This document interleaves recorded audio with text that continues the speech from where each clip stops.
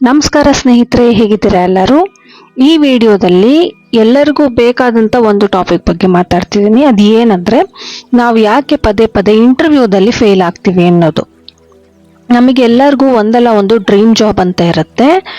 ಅಂದರೆ ಇಂಥ ಕಂಪನಿಯಲ್ಲಿ ಇಂಥ ಜಾಬ್ ಪ್ರೊಫೈಲ್ ಇಡಬೇಕು, ಇಂಥ ಪೊಸಿಷನಲ್ಲೇ ಕೆಲಸ ಮಾಡಬೇಕು ಅನ್ನೋಂಥ ಒಂದು ಡ್ರೀಮ್ ಇರುತ್ತೆ, ಕನಸಿರುತ್ತೆ. ಆದರೆ ನಾವು ಎಷ್ಟೆಲ್ಲ ತಯಾರಿ ಮಾಡಿಕೊಂಡ್ರೂ ಕೂಡ ಪದೇ ಪದೇ ಇಂಟರ್ವ್ಯೂದಲ್ಲಿ ಫೇಲ್ ಆಗ್ತಾ ಇರ್ತೀವಿ. ನಾವು ನಮ್ಮ ಫೇಲ್ಯೂರ್ಗಳಿಂದನೇ ಕಲಿಯೋದು. ಆದರೆ ನಾವು ಯಾವುದಕ್ಕೋಸ್ಕರ ಫೇಲ್ ಆಗ್ತಾ ಇದ್ದೀವಿ, ಕಾರಣ ಏನು ಅನ್ನೋದನ್ನು ತಿಳ್ಕೊಳ್ದೆ ನಾವು ಮತ್ತೆ ಇಂಟರ್ವ್ಯೂನಲ್ಲಿ ಪಾಸ್ ಆಗೋದು ಕಷ್ಟ ಆಗುತ್ತೆ. ಹಾಗಾಗಿ ಸಾಮಾನ್ಯವಾಗಿ ಇಂಟರ್ವ್ಯೂದಲ್ಲಿ ಮಾಡುವಂಥ ತಪ್ಪುಗಳೇನು ಅನ್ನೋದನ್ನು ನೋಡ್ತಾ ಹೋಗೋಣ. ಮೊದಲನೇದಾಗಿ ಲ್ಯಾಕ್ ಆಫ್ ನಾಲೆಡ್ಜ್ ಅಂತ ಹೇಳ್ಬೋದು. ಅಂದರೆ ನಾವು ಏನನ್ನು ತಿಳ್ಕೊಬೇಕು ಅದನ್ನು ತಿಳ್ಕೊಂಡಿರಲ್ಲ. ಮೊದಲನೇದಾಗಿ ಕಂಪನಿಯ ಬಗ್ಗೆ ನಾವು ಎಷ್ಟು ಮಟ್ಟಿಗೆ ತಿಳ್ಕೊಂಡಿದ್ದೀವಿ ಅನ್ನೋದನ್ನು ನಾವು ಗಮನ ಕೊಡಬೇಕು. ಅಂದರೆ ನಾವು ಯಾವ ಕಂಪನಿಗೆ ಈ ಇಂಟರ್ವ್ಯೂ ಕೊಡಲಿಕ್ಕೆ ಹೋಗ್ತಾ ಇದ್ದೀವಿ, ಆ ಕಂಪನಿಯ ಬಗ್ಗೆ ಥರವಾಗಿ ತಿಳ್ಕೊಬೇಕು. ಯಾವಾಗ ಆ ಕಂಪನಿ ಸ್ಟಾರ್ಟ್ ಆಯಿತು, ವಿಷನ್ ಏನು ಕಂಪನಿದು, ಲಾಸ್ಟ್ ಇಯರ್ ಎಷ್ಟು ಪ್ರಾಫಿಟ್ ಮಾಡಿದೆ, ಎಂಪ್ಲಾಯೀಸ್ ಹೇಗಿದ್ದಾರೆ, ಮತ್ತು ಎಂಪ್ಲಾಯಿ ರಿಲೇಷನ್ಶಿಪ್ ಹೇಗಿದೆ, ವರ್ಕ್ ಎನ್ವೈರನ್ಮೆಂಟ್ ಹೇಗಿದೆ ಅನ್ನೋದನ್ನು ನೀವು ತಿಳ್ಕೋಬೇಕು. ಇನ್ನೊಂದು, ಇಂಟರ್ವ್ಯೂ ಎಷ್ಟು ರೌಂಡ್ಸ್ ಇರುತ್ತೆ ಈ ಕಂಪನಿಯಲ್ಲಿ ಅಂತ ಗೊತ್ತಿರೋರಿಗೆ ನೀವು ಕೇಳಿಬಿಟ್ಟು ತಿಳ್ಕೊಂಡ್ರೆ ನಿಮಗೆ ಒಳ್ಳೆಯದಾಗುತ್ತೆ. ಏನಂದರೆ ಅಲ್ಲೇ ಕೆಲಸ ಮಾಡುವಂಥ ಯಾವುದಾದ್ರೂ ಸ್ನೇಹಿತರಿದ್ದರೆ ಅಥವಾ ಅಲ್ಲಿ ಇನ್ಫಾರ್ಮೇಷನ್ ಆಲ್ರೆಡಿ ಅವೈಲಬಲ್ ಇದ್ದರೆ ಎಷ್ಟು ರೌಂಡ್ಸ್ ಆಫ್ ಇಂಟರ್ವ್ಯೂ ಇರುತ್ತೆ, ಮೊದಲು ಯಾವುದಾದ್ರೂ ಒಂದು ಪ್ರಿಲಿಮ್ಸ್ ಅಂದರೆ ಟೆಸ್ಟ್ ಥರ ಇರುತ್ತಾ, ಅದಾದಮೇಲೆ ಎಷ್ಟು ರೌಂಡ್ ಇಂಟರ್ವ್ಯೂ ಇದೆ ಅಂತ ನೀವು ತಿಳ್ಕೊಬೇಕು. ಆಮೇಲೆ ಯಾವ ಬೇಸಿಸ್ ಮೇಲೆ ಕ್ಯಾಂಡಿಡೇಟ್ನ ಸೆಲೆಕ್ಟ್ ಮಾಡ್ತಾರೆ ಅನ್ನೋದು ನಿಮಗೆ ಗೊತ್ತಾಗಬೇಕು. ಅಂದರೆ ಕಮ್ಯುನಿಕೇಷನ್ ಬೇಸಿಸ್ ಮೇಲೆ, ನಾಲೆಡ್ಜ್ ಬೇಸಿಸ್ ಮೇಲೆ, ನೀವು ಅಂದರೆ ಇನ್ ಕೇಸ್ ನೀವು ಇಂಜಿನಿಯರ್ ಆಗಿದ್ದರೆ ನಿಮ್ಮ ಫೀಲ್ಡ್ನಲ್ಲಿ ಎಷ್ಟು ನಾಲೆಡ್ಜ್ ಇರಬೇಕು, ಯಾವ ಬೇಸಿಸ್ ಮೇಲೆ ನಿಮ್ಮನ್ನು ಸೆಲೆಕ್ಟ್ ಮಾಡಲಾಗುತ್ತೆ ಅಂತ ನಿಮಗೆ ಗೊತ್ತಿರಬೇಕು. ಇನ್ನೊಂದು, ಜಾಬ್ ಪ್ರೊಫೈಲ್ ಏನು ಅಂತಲೇ ತಿಳ್ಕೊಳ್ಳದೆ ಕೆಲವರು ಅಪ್ಲೈ ಮಾಡಿಬಿಟ್ಟಿರ್ತಾರೆ. ಅಂದರೆ ಆ ಜಾಬ್ ಪ್ರೊಫೈಲಿಗೆ ನನ್ನ ಕ್ವಾಲಿಫಿಕೇಷನ್ನು ಫಿಟ್ ಆಗುತ್ತಾ, ನನಗೆ ಇರೋ ಸ್ಕಿಲ್ಸು ಈ ಜಾಬಿಗೆ ಸೂಟ್ ಆಗುತ್ತಾ ಅನ್ನೋದೇ ಗೊತ್ತಿರೋದಿಲ್ಲ. ಹಾಗೆ ಅದನ್ನ ಅಪ್ಲೈ ಮಾಡಿಬಿಟ್ಟಿರ್ತಾರೆ. ಸೊ ಇದನ್ನೆಲ್ಲ ತಿಳ್ಕೊಂಡು ನೀವು ಇಂಟರ್ವ್ಯೂನ ಅಟೆಂಡ್ ಮಾಡಬೇಕು. ಎರಡನೇದಾಗಿ ಪೂವರ್ ಕಮ್ಯುನಿಕೇಷನ್ ಸ್ಕಿಲ್ಸ್ ಅಂತ ಹೇಳ್ಬೋದು. ಅಂದರೆ ಕಮ್ಯುನಿಕೇಟ್ ಮಾಡಲಿಕ್ಕೇ ಗೊತ್ತಿರೋದಿಲ್ಲ ಕೆಲವರಿಗೆ. ಏನಂದರೆ ನಮ್ಮ ಎಜುಕೇಷನ್ ಸಿಸ್ಟಮಲ್ಲಿ ಎಲ್ಲದನ್ನು ಮಗ್ಗಪ್ ಮಾಡೋದು, ಅಂದರೆ ಗಿಳಿಪಾಠ ಮಾಡೋದನ್ನೇ ಕಲಿಸ್ಬಿಡ್ತಾರೆ. ನಮ್ಮ ಕರಿಯರಿಗೆ ತುಂಬ ಮುಖ್ಯವಾಗಿರುವಂಥ ಕಮ್ಯುನಿಕೇಷನನ್ನು ನಿರ್ಲಕ್ಷ್ಯ ಮಾಡಲಾಗುತ್ತೆ. ಹಾಗಾಗಿ ಬಹಳಷ್ಟು ಜನರು ಕಮ್ಯುನಿಕೇಷನ್ ಸ್ಕಿಲ್ಸ್ನ ಕೊರತೆಯಿಂದ ಇಂಟರ್ವ್ಯೂದಲ್ಲಿ ಫೇಲ್ ಆಗಿಬಿಡ್ತಾರೆ. ನಿಮ್ಮ ಕಮ್ಯುನಿಕೇಷನು ಮತ್ತು ಲ್ಯಾಂಗ್ವೇಜ್ ಸ್ಕಿಲ್ಸು ತುಂಬ ಕಡಿಮೆ, ತುಂಬ ಪೂರಾಗಿದೆ ಅಂತ ನಿಮ್ಗೆ ಅನಿಸಿದ್ರೆ ಯಾವುದಾದ್ರೂ ಕಮ್ಯುನಿಕೇಷನ್ ಹೇಳ್ಕೊಡುವಂಥ ಒಂದು ಕೋರ್ಸಸ್ನ ಜಾಯಿನ್ ಮಾಡ್ಕೊಳ್ಳಿ. ಅದರಿಂದ ನಿಮಗೆ ಇಂಟರ್ವ್ಯೂದಲ್ಲಿ ಹೇಗೆ ಕಮ್ಯುನಿಕೇಟ್ ಮಾಡಬೇಕು, ಇನ್ ಕೇಸ್ ಆಫ್ ಪ್ರೆಸೆಂಟೇಷನ್ಸ್ ಇದ್ದರೆ ಅದನ್ನು ಯಾವ ರೀತಿ ಕಮ್ಯುನಿಕೇಟ್ ಮಾಡಬೇಕು ಅದನ್ನು ನಿಮಗೆ ಟ್ರೈನಿಂಗ್ ಕೊಡ್ತಾರೆ. ಇಲ್ಲದೇ ಇದ್ದರೆ ಯಾವುದಾದ್ರೂ ಒಳ್ಳೆಯ ಯೂಟ್ಯೂಬ್ ಚಾನಲ್ನ ನೀವು ಸರ್ಚ್ ಮಾಡಿದರೆ ನೀವು ಇಂಟರ್ವ್ಯೂದಲ್ಲಿ ಯಾವ ರೀತಿ ಕಮ್ಯುನಿಕೇಟ್ ಮಾಡಬೇಕು ಅನ್ನೋದ್ರ ಬಗ್ಗೆ ಇನ್ಫಾರ್ಮೇಷನ್ ಸಿಗುತ್ತೆ. ಇನ್ನೊಂದು, ತುಂಬ ಕಾಮನ್ನಾಗಿ ಕೆಲವೊಂದು ಕ್ವಶನ್ಸ್ ಕೇಳ್ತಾರೆ. ಏನಂದರೆ, tell me about yourself, what is your career goal, ಮತ್ತು ನೀವು ಎಷ್ಟು ಸ್ಯಾಲ್ರಿ ಎಕ್ಸ್ಪೆಕ್ಟ್ ಮಾಡ್ತೀರಾ, ಎಕ್ಸೆಟ್ರಾ. ಅದು ತುಂಬ ಕಾಮನ್ನಾಗಿ ಕೇಳುವಂಥ ಕ್ವಶನ್ಸು. ಇಷ್ಟಾಗಿದ್ರೂ ಕೂಡ ಕೆಲವರು ಅದು ಯಾವ ರೀತಿ ಆನ್ಸರ್ ಮಾಡಬೇಕು ಅನ್ನೋದನ್ನು ಐಡಿಯಾ ಇರೋದಿಲ್ಲ. ಆ ರೀತಿ ಏನಾದ್ರು ಇದ್ದರೆ ನನ್ನ ಇದೇ ಚಾನಲ್ನಲ್ಲಿ ಈ ರೀತಿಯ ಕ್ವಶನ್ಸ್ಗೆ ಯಾವ ರೀತಿ ಆನ್ಸರ್ ಮಾಡಬೇಕು ಅಂತ ಹಳೆ ವೀಡಿಯೋಸ್ಗಳಿದೆ, ನಾನು ಲಿಂಕ್ ಮಾಡಿರ್ತೀನಿ. ಅದನ್ನು ವಿಡಿಯೋದ ಕೊನೆಯಲ್ಲಿ ಲಿಂಕ್ ಆಗಿರುತ್ತಲ್ಲ ಅದನ್ನು ನೋಡಿ. ಇನ್ನೊಂದು ಮುಖ್ಯವಾದ ತಪ್ಪು ಮತ್ತು ಸಾಮಾನ್ಯವಾಗಿ ಯಾರು ಗಮನಿಸದೇ ಇರುವಂಥ ತಪ್ಪು ಏನಂದರೆ, ಒಂದೇ ರೆಸ್ಯೂಮ್ನ ಪ್ರಿಪೇರ್ ಮಾಡಿಬಿಟ್ಟು ಅದನ್ನೇ ಎಲ್ಲ ಎಲ್ಲೇ ಇಂಟರ್ವ್ಯೂಗೆ ಹೋದರೂ, ಯಾವುದೇ ಕಂಪ್ನಿಗೆ ಇಂಟರ್ವ್ಯೂ ಹೋದ್ರೂ ಅದೇ ರೆಸ್ಯೂಮ್ನೇ ಕೊಡ್ತಾ ಇರೋದು.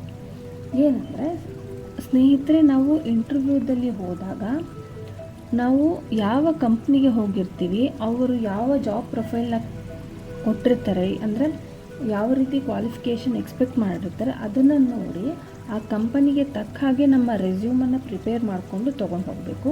ನೀವು ಎಲ್ಲದಕ್ಕೂ ಒಂದೇ ರೆಸ್ಯೂಮ್ನ ಒಂದು ಪ್ರಿಪೇರ್ ಮಾಡಿಬಿಟ್ಟು ಅದನ್ನೇ ಕೊಡ್ತಾಯಿದ್ರೆ ಅವರಿಗೆ ಬೇಕಾದಂಥ ಕ್ವಾಲಿಟೀಸ್ ಇದೆಯಾ ಅನ್ನೋದನ್ನು ನೀವು ಹೈಲೈಟ್ ಮಾಡಿರೋದಿಲ್ಲ. ಫಾರ್ ಎಕ್ಸಾಂಪಲ್, ನೀವು ಒಳ್ಳೆ ಕಮ್ಯುನಿಕೇಷನ್ ಸ್ಕಿಲ್ಸ್ ಇದೆ ಅಂತ ಅಂದ್ಕೊಳ್ಳಿ ನಿಮಗೆ. ಅದನ್ನು ಈಗ ಜಾಬಿಗೆ ಬೇಕಾಗಿರೋದೇ ಮುಖ್ಯವಾಗಿ ಕಮ್ಯುನಿಕೇಷನ್ ಸ್ಕಿಲ್ಸ್ ಆಗಿದ್ದರೆ, ನೀವು ನಿಮ್ಮ ಎಜುಕೇಷನ್ ಬಗ್ಗೆನೇ ತುಂಬ ಮುಖ್ಯವಾಗಿ ಮೆನ್ಷನ್ ಮಾಡಿದರೆ, ಕಮ್ಯುನಿಕೇಷನ್ ಸ್ಕಿಲ್ಸ್ ನೀವು ಲಾಸ್ಟಿಗೆ ಮೆನ್ಷನ್ ಮಾಡಿದರೆ, ಸೊ ಅವರು ನಿಮ್ಮ ರೆಸ್ಯೂಮ್ನ ನೋಡಿದಾಗ ನಿಮ್ಮನ್ನು ಕೊನೆಗೆ ಕನ್ಸಿಡರ್ ಮಾಡ್ತಾರೆ. ಸೊ ನೀವು ಜಾಬ್ ಪ್ರೊಫೈಲ್ನ ನೋಡಿ ನಿಮ್ಮ ರೆಸ್ಯೂಮನ್ನು ಪ್ರಿಪೇರ್ ಮಾಡಿಕೊಂಡು ತೊಗೊಂಡು ಹೋಗಿ. ಇನ್ನೊಂದು ಲ್ಯಾಕ್ ಆಫ್ ಕಾನ್ಫಿಡೆನ್ಸ್ ಅಂದರೆ ಆತ್ಮವಿಶ್ವಾಸದ ಕೊರತೆ ಅಂತ ಹೇಳ್ಬೋದು. ಕೆಲವರಲ್ಲಿ ಮೊದಲಿಂದನೂ ಆತ್ಮವಿಶ್ವಾಸದ ಕೊರತೆ ಇರುತ್ತೆ. ಸ್ಪೆಷಲಿ ಈ ಹಿಂದೆ ಇಂಟರ್ವ್ಯೂದಲ್ಲಿ ಬಹಳಷ್ಟು ಫೇಲ್ ಆಗಿದ್ರೆ, ಆಲ್ರೆಡಿ ತುಂಬ ಫೇಲ್ಯೂರ್ನ ಫೇಸ್ ಮಾಡಿದ್ರೆ ಅವರಲ್ಲಿ ಆಲ್ರೆಡಿ ಕಾನ್ಫಿಡೆನ್ಸ್ ಕಡಿಮೆ ಆಗಿಬಿಟ್ಟಿರುತ್ತೆ. ಮತ್ತು ಕೆಲವರಲ್ಲಿ ಚಿಕ್ಕವರಿಂದಾಗಿಂದನೂ ಒಂದು ರೀತಿ ಇನ್ಫೀರಿಯಾರಿಟಿ ಅನ್ನೋದು ಬೆಳೆದ್ಬಿಟ್ಟಿರುತ್ತೆ. ಸೊ ಅದ್ರ ಕಡೆ ಗಮನ ಕೊಡಬೇಕು. ನಮ್ಮ ಕಾನ್ಫಿಡೆನ್ಸ್ನ ಯಾವ ರೀತಿ ಜಾಸ್ತಿ ಮಾಡ್ಕೋಬೇಕು ಅನ್ನೋದ್ರ ಕಡೆ ನಾವೇ ಗಮನ ಕೊಡಬೇಕು. ನಮ್ಮ ಪರ್ಸ್ನಾಲಿಟಿ ಹೇಗಿರಬೇಕು, ನಾವು ಯಾವ ರೀತಿ ಆತ್ಮವಿಶ್ವಾಸ ಗಳಿಸ್ಕೋಬೇಕು ಅನ್ನೋದ್ರ ಬಗ್ಗೆನೂ ನಾನೊಂದು ಡೀಟೇಲ್ಡ್ ವಿಡಿಯೋ ಮಾಡಿದ್ದೀನಿ. ಅದನ್ನು ಕೂಡ ಕೊನೆಗೆ ಲಿಂಕ್ ಮಾಡ್ತೀನಿ, ಅದನ್ನು ಚೆಕ್ ಮಾಡಿ. ಯಾಕೆಂದರೆ ನೀವು ಸರಿಯಾದ ಉತ್ತರವನ್ನೇ ಕೊಟ್ಟರು, ಅಂದರೆ ಇಂಟರ್ವ್ಯೂದಲ್ಲಿ ಕೇಳಿದ ಕ್ವಶನ್ಗೆ ಸರಿಯಾಗಿ ಇದ್ದರೂ ಕೂಡ ನೀವು ಕಾನ್ಫಿಡೆಂಟಾಗಿ ಉತ್ತರ ಕೊಡಲಿಲ್ಲ ಅಂದರೆ ರಿಜೆಕ್ಟ್ ಆಗುವ ಚಾನ್ಸಸ್ ಇರುತ್ತೆ. ಇನ್ನೊಂದು ತುಂಬ ಮುಖ್ಯವಾಗಿರುವಂಥ, ಆದರೆ ಎಲ್ಲರೂ ಒಂದು ರೀತಿ ನಿರ್ಲಕ್ಷ್ಯ ಮಾಡುವಂಥ ಒಂದು ಅಂಶ ಏನಂದರೆ ಇಂಟರ್ವ್ಯೂದಲ್ಲಿ lack of eye contact and body language. ಅಂದರೆ ಐ ಕಾಂಟ್ಯಾಕ್ಟ್ ಇರೋದಿಲ್ಲ ಮತ್ತು ಬಾಡಿ ಲ್ಯಾಂಗ್ವೇಜ್ ಕಡೆ ಯಾರೂ ಗಮನ ಕೊಡೋದಿಲ್ಲ. ಇದನ್ನು ಸುಮಾರು ಜನ ನಾನು ಯೂಟ್ಯೂಬ್ನಲ್ಲೂ ಕೂಡ ವೀಡಿಯೋಸ್ ನೋಡಿದ್ದೀನಿ. ಇದರ ಬಗ್ಗೆ ಯಾರೂ ಹೇಳೋದಿಲ್ಲ. ನೀವು ಸರಿಯಾದ ವಿಷಯವನ್ನೇ, ಅಂದರೆ ಅವರು ಕೇಳಿದ ಕ್ವಶನ್ಗೆ ನೀವು ಸರಿಯಾಗಿ ಆನ್ಸರ್ ಮಾಡಿದ್ರು, ಆತ್ಮವಿಶ್ವಾಸದಿಂದ ಆನ್ಸರ್ ಮಾಡಿದ್ರು, ನೀವು ಅವರಿಗೆ ಐ ಕಾಂಟ್ಯಾಕ್ಟ್ ಮಾಡಲಿಲ್ಲ ಅಂದರೆ ನೀವು ಹೆದರಿದ್ದೀರಾ ಅಂತ ಅವರು ಕನ್ಸಿಡರ್ ಮಾಡ್ತಾರೆ. ಮತ್ತು ನಿಮ್ಮ ಕೆಲವೊಂದು ಬಾಡಿ ಲ್ಯಾಂಗ್ವೇಜ್ ಯಾವ ರೀತಿ ಇರಬೇಕಂದ್ರೆ, ನೀವು ಕಾನ್ಫಿಡೆಂಟ್ ಆಗಿದ್ದೀರಾ ಅನ್ನೋದನ್ನು ತೋರಿಸುವ ರೀತಿ ಇರಬೇಕು. ಹಾಗಾಗಿ ಐ ಕಾಂಟ್ಯಾಕ್ಟ್ ಮತ್ತು ಬಾಡಿ ಲ್ಯಾಂಗ್ವೇಜ್ ಬಗ್ಗೆ ನಾನೊಂದು ಡೀಟೇಲ್ಡ್ ವಿಡಿಯೋ ಮಾಡಿದ್ದೀನಿ. ಇದರಲ್ಲಿ ಎಲ್ಲದನ್ನೂ ಇನ್ಕ್ಲೂಡ್ ಮಾಡಿಬಿಟ್ರೆ ತುಂಬ ದೊಡ್ಡ ವಿಡಿಯೋ ಆಗಿಬಿಡುತ್ತೆ, 30-40 ನಿಮಿಷದ ವಿಡಿಯೋ ಆಗಿಬಿಡುತ್ತೆ. ಹಾಗಾಗಿ ಇನ್ಫಾರ್ಮೇಷನ್ ಹೇಳ್ತಾ ಇದ್ದೀನಿ. ಆ ವೀಡಿಯೋಸ್ನ ಒಂದ್ಸತಿ ಚೆಕ್ಔಟ್ ಮಾಡಿದ್ರೆ ನಿಮಗೆ ಗೊತ್ತಾಗುತ್ತೆ. ಬಾಡಿ ಲ್ಯಾಂಗ್ವೇಜ್ ಅನ್ನೋದು ಯಾಕೆ ಮುಖ್ಯ ಆಗುತ್ತೆ ಅಂದರೆ, ಫಾರ್ ಎಕ್ಸಾಂಪಲ್ ನಾನು ಹೇಳ್ತೀನಿ ನೋಡಿ, ನೀವೇ ಇಂಟರ್ವ್ಯೂ ತೊಗೊಳ್ತಿದ್ದೀರಾ ಅಂತ ಅಂದ್ಕೊಳ್ಳಿ. ನಿಮ್ಮ ಎದುರಿಗೆ ಕೂತಿರೋಂಥ ವ್ಯಕ್ತಿ ಒಂದು ರೀತಿ ಬೆನ್ನನ್ನು ಗೂನ್ ಮಾಡ್ಕೊಂಡು, ಅಂದರೆ ಕೆಳಗಡೆ ಮಾಡಿಕೊಂಡು ನೆಲ ನೋಡಿಕೊಂಡು ನಿಮಗೆ ಉತ್ತರ ಕೊಡ್ತಾ ಇದ್ದರೆ ನಿಮಗೆ ಯಾವ ರೀತಿ ಅನಿಸುತ್ತೆ? ಕೆಳಗಡೆ ನೋಡಿಕೊಂಡು, ನಿಮ್ಮ ಕಡೆ ನೋಡೋದೇ ಇಲ್ಲ, ನಿಮ್ಮ ಮುಖನೇ ನೋಡಲ್ಲ, ಕೆಳಗಡೆ ನೋಡಿಕೊಂಡು ಉತ್ತರ ಕೊಡ್ತಾ ಇದ್ದರೆ, ಸೊ ನಿಮಗೆ ಅನಿಸುತ್ತೆ ಈ ವ್ಯಕ್ತಿ ಹೆದರಿದ್ದಾನೆ ಅಥವಾ ಇವನಿಗೆ ಆನ್ಸರ್ ಗೊತ್ತಿಲ್ಲ ಅಂತ ಅನ್ಸೋಕ್ಕೆ ಶುರು ಆಗುತ್ತೆ. ಹಾಗಾಗಿ ನಮ್ಮ ಬಾಡಿ ಲ್ಯಾಂಗ್ವೇಜ್ ಅನ್ನೋದು ತುಂಬ ಮುಖ್ಯ ಆಗುತ್ತೆ. ಸೊ ಇದಕ್ಕೆ ಸಂಬಂಧಪಟ್ಟ ವಿಡಿಯೋನು ಕೂಡ ನಾನು ಲಿಂಕ್ ಮಾಡಿರ್ತೀನಿ, ದಯವಿಟ್ಟು ಅದನ್ನು ಚೆಕ್ ಮಾಡಿ. ಇನ್ನೊಂದು ತುಂಬ ಮುಖ್ಯವಾಗಿರೋದೇನೆಂದರೆ ಡಿಸಾನೆಸ್ಟ್ ಆನ್ಸರ್ಸ್. ಅಂದರೆ ನೀವು ತಪ್ಪಾದ ಒಂದು ಇನ್ಫಾರ್ಮೇಷನ್ನ ನಿಮ್ಮ ರೆಸ್ಯೂಮ್ನಲ್ಲಿ ಮೆನ್ಷನ್ ಮಾಡಿದರೆ, ನಿಮ್ಮ ಎಜುಕೇಷನ್ ಬಗ್ಗೆ ಆಗಿರ್ಬೋದು, ನಿಮ್ಮ ಹಾಬೀಸ್ ಬಗ್ಗೆ ಆಗಿರ್ಬೋದು, ನಿಮ್ಮ ಪ್ರಾಜೆಕ್ಟ್ ಬಗ್ಗೆ ಆಗಿರ್ಬೋದು, ಯಾವುದೇ ರೀತಿಯ ತಪ್ಪು ಇನ್ಫಾರ್ಮೇಷನ್ನ ಕೊಡಬೇಡಿ. ಯಾವುದೋ ಟ್ರೆಂಡಿಂಗಲ್ಲಿದೆ, ನನ್ನ ಫ್ರೆಂಡ್ ಈ ರೀತಿ ಮೆನ್ಷನ್ ಮಾಡಿದ್ದಕ್ಕೆ ಅವನಿಗೆ ಕೆಲಸ ಸಿಕ್ತು, ನಾನು ಹಾಗೆ ಮೆನ್ಷನ್ ಮಾಡಿಬಿಡ್ತೀನಿ. ಮಿಸ್ ಆಗಿ ಅದೇ ವಿಷಯದ ಬಗ್ಗೆ ಡೀಟೇಲಾಗಿ ಕ್ವಶನ್ ಕೇಳಲಿಕ್ಕೆ ಶುರು ಮಾಡಿದರೆ ನೀವು ಇನ್ ಕೇಸ್ ನಿಮಗೆ ಅದು ಉತ್ತರನೇ ಗೊತ್ತಿಲ್ಲ, ನೀವು ಯಾವುದೋ ಪ್ರಾಜೆಕ್ಟ್ ನಿಮ್ಮ ಫ್ರೆಂಡ್ ಇತ್ತು ಅಂತ ಮೆನ್ಷನ್ ಮಾಡಿಬಿಟ್ಟಿದ್ದೀರ ಅಂದ್ಕೊಳ್ಳಿ, ಅದ್ರ ಬಗ್ಗೆ ಡೀಟೇಲಾಗಿ ಹೇಳಿ ಅಂತ ಕೇಳ್ತೀರ. ನೀವು ತಡಬಡಾಯಿಸಿದ ತಕ್ಷಣ ಅವ್ರಿಗೆ ಗೊತ್ತಾಗುತ್ತೆ ನಿಮ್ಮ ಬಾಡಿ ಲ್ಯಾಂಗ್ವೇಜಲ್ಲಿ ನೀವು ಮೆನ್ಷನ್ ಮಾಡಿರೋದು ತಪ್ಪು, ಸುಳ್ಳು ಅಂತ. ಆವಾಗ ಸ್ಟ್ರೇಟ್ ಅವೇ ನಿಮ್ಮನ್ನು ರಿಜೆಕ್ಟ್ ಮಾಡೋ ಚಾನ್ಸಸ್ ಇರುತ್ತೆ. ಸೊ